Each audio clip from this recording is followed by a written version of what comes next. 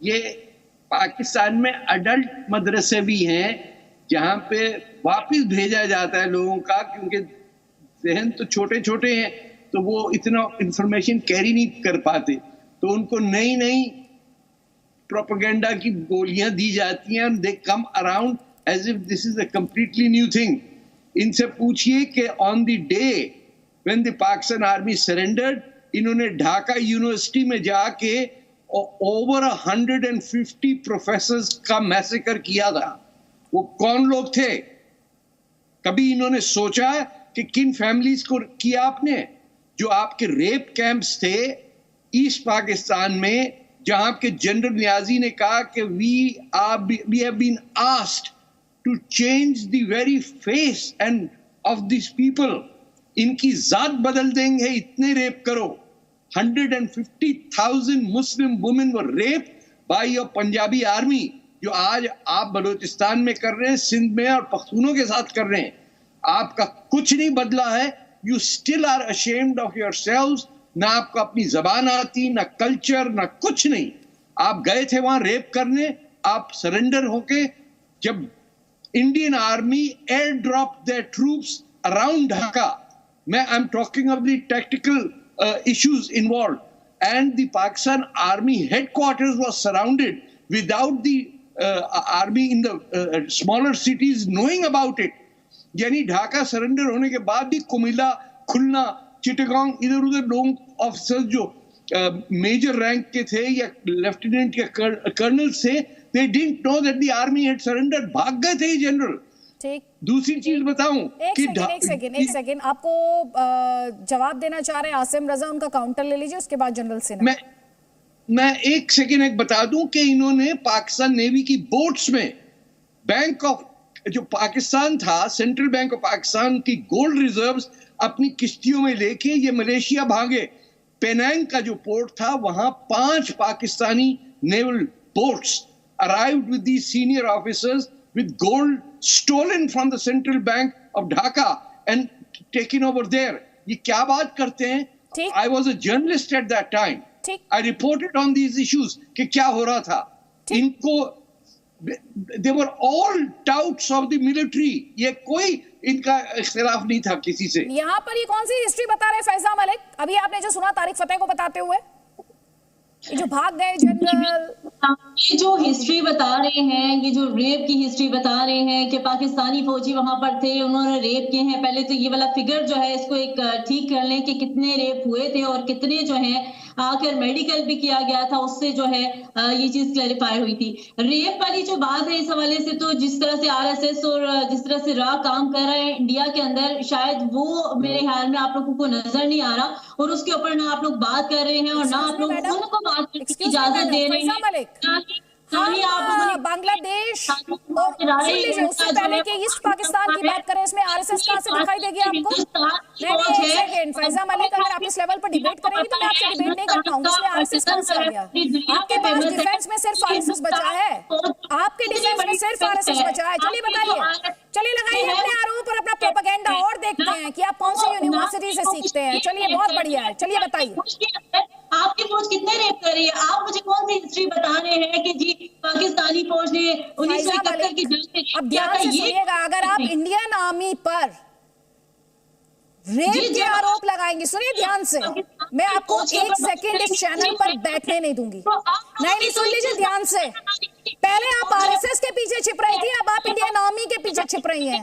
आपको चिढ़ है ना ये जो 71 वाला सरेंडर है इंडियन आर्मी से, तो आपके पास डिफेंस में तो कुछ नहीं बचा, तो आप आते हैं, अपनी खींच निकालते हैं, प्रोपेगेंडा चलाते हैं, बस इंडियन आर्मी ने ये कर दिया, बस इंडियन आर्मी ने वो कर दिया। जनरल सिन्हा, आपसे समझना चाहती हूँ, इंस्ट्रूमेंट ऑफ सरेंडर क्या तब साइन किया जा सकता है जब नेगोशिएशंस किए जा रहे हो? नेगोशिएशन होती है एक डिफीटेड फोर्स से। आदित्य, ये सरेंडर करने के अलावा इनके पास कोई चॉइस नहीं था। मैं रिपीट करता हूं, जनरल जैकब जो ईस्टर्न आर्मी ईस्टर्न कमांड के चीफ ऑफ स्टाफ थे, उन्होंने बहुत क्लियर संदेश दिया था नियाजी को कि तुम्हारे सब एम्युनिशन के सप्लाई लाइन हमने चोक कर दिया है, तुम्हारे पास सिर्फ 2 दिन का WWR है, वॉर वेस्टेज रिजर्व है एम्युनिशन का। 2 दिन के बाद तुम्हारा जो राइफल है ना, वो लाठी हो जाएगी, तुम्हारे पास एम्युनिशन है ही नहीं। तो तुम्हारे पास 2 रास्ता है, या तो सरेंडर करो या मुक्ति वाहिनी के सामने मैं तुम्हारे मुक्ति वाहिनी को छोड़ दूंगा कि तुमको चारों तरफ से घेर के जो करना है करे, तुम्हारे कुत्तों की तरह नोच लेंगे वो, और तुम्हारी औरतों के साथ क्या करेंगे वो तुम जानते हो, जैसे तुमने उनकी औरतों के साथ किया है। तो नियाजी के पास कोई चॉइस नहीं था, पर फोर्स वो सरेंडर किया। ये क्या ही लोग बकवास करते हैं पाकिस्तान के वक्ता यहाँ आके, मुझे लगता है ये क्या पानी में डाल के घोल के पीते हैं। LDD, लाई, डिसीट, डिसेप्शन, ये पाकिस्तान का कैरेक्टर है, और कितनी बेशर्मी के साथ ये झूठ बोलते हैं, मुझे तो ताज्जुब लगता है। ये कारगिल वॉर में इन्होंने अपने सोल्जर्स के बॉडी तक क्लेम नहीं किए। अभी जनरल बाजवा खुद कह रहा है कि पाकिस्तान ने 71 वॉर के अपने कैजुअलिटीज को सम्मान नहीं किया। अरे तुम्हारे क्या चरित्र है, तुम किस तरह के लोग हो यार, मतलब इतना डिस्टॉर्शन, इतना इतिहास को तोड़ फोड़ के पेश करना। बेस्ट आर्मी है, पाकिस्तान आर्मी से खौफ है, पाकिस्तान है, चुप रहो तुम, पाकिस्तान आर्मी से खौफ है, काहे का खौफ है? 65 तुम हारे, 47 तुम हारे, 71 तुम हारे, 99 तुम हारे, काहे का खौफ है? काहे का खौफ है? हारी हुई आर्मी, अरे डिसमेंटल करो इस आर्मी को, कोई बेटर आर्मी क्रिएट करो जो हमसे युद्ध करने की शक्ति रखता हो। फालतू का बात हम आपको सुनवाने जा रहे हैं। जनरल सिन्हा आगे मंच दूंगी और बिट्टा सर आपको भी मंच दूंगी। फील्ड मार्शल सैम मानेकशॉ ने क्या कहा था? तकरीबन 10-11 दिन के बाद मैं बिल्कुल मेरे मन में कोई शक नहीं था कि अभी लड़ेंगे, सरेंडर करेंगे, और मैंने सरेंडर डॉक्यूमेंट तैयार करके रखा था। ये सरेंडर डॉक्यूमेंट मैंने बनाया था, मैंने मिस्टर हक्सर जो थे प्राइम मिनिस्टर साहब के सेक्रेटरी, उनको भी दिखाया था, मिस्टर KB लाल जो डिफेंस सेक्रेटरी थे उनको भी दिखाया था। और जब बिल्कुल अंत में हो गया, उस वक्त मैंने ये सरेंडर डॉक्यूमेंट टेलीफोन पे ईस्टर्न आर्मी के चीफ ऑफ स्टाफ को डिक्टेट किया, और मैंने कहा ये 4 कॉपी बनाओ इसकी, एक कॉपी नियाजी को देना, एक जनरल जगजीत सिंह साहब को देना, और 2 मेरे पास भेज देना, एक सरकार को दूंगा और एक मेरे दफ्तर में रहेगा। जब सरेंडर हो गया तो मेरा एक ही बात मेरे पास थी कि जल्दी से जल्दी मैं पाकिस्तान सोल्जर को हिंदुस्तान ले आऊं, इस कारण कि उन्होंने बहुत जुल्म किया था वहाँ। बंगाली फिर आज़ाद हो गए थे, शायद उनके ऊपर बदला वगैरह ले, उनके हथियार वगैरह में सब लेके ले आया था। तो जब मैं ये 93,000 पाकिस्तान सिपाही और उनकी फैमिलीज़ वगैरह ले आया, तो फिर मेरी फ़र्ज़ थी कि उनको संभालना। तो मैंने उनको कैंप में लगाया। आपको एक किस्सा बताऊं, उनको मैंने जो कैंप में लगाया 5,000 यहाँ, 4,000 यहाँ, 6,000 यहाँ, और मैं जाया करता था मिलने। इरशाद अहमद, सुना आपने क्या कह रहे थे सैम मानेकशॉ? मैंने इंडियन फौज ने, सुनिए ध्यान से, और ये मैं बहुत सीरियस नोट पर कह रही हूँ, बहुत सीरियस नोट पर, डिबेट से कहीं ऊपर उठकर, इंडियन फौज ने चाहे 1971 हो या 1999 हो,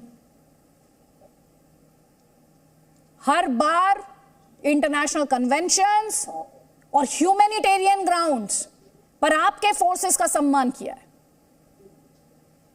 नहीं, अब मैं आपको अदिति में एक बात बताऊं आपको, मैं हमेशा ही कहता हूं, आप ये बिट्टा साहब भी और सारे हथियार की बात कर रहे थे कि हमारे पास हथियार कम थे, आपके पास ज्यादा थे। मैं हमेशा कहता हूं जंग जज्बों से लड़ी जाती है। जब मेरी फौज के जवान नारे तकबीर अल्लाहू अकबर कहते हैं, आपके फौजी आगे से भागते नजर आते हैं, ये याद रखिए। और इंशाल्लाह हमारे अंदर इतना जज्बा है कि बगैर हथियार के, और इसे हमारे यहाँ कहते हैं मुंगेरी लाल के हसीन सपने। आप याद कीजिए कौन सी जंग जीती है आपने? आपने जब इंडियन फोर्स को भागते हुए देखा है, मुझे एक जंग बता दीजिए इंडियन फौज को भागते हुए देखा आपने। सुनिए ध्यान से, बताइए ना मुझे, तथ्यों पे बात कीजिए, मैं तथ्यों पे बात करूंगी। आपको कैसे भगाया था मेरे? सुनिए, आपको ये किसने कह दिया इंडियन फौज में जज्बात नहीं है? आपसे आपके सर्टिफिकेट चाहिए उनको।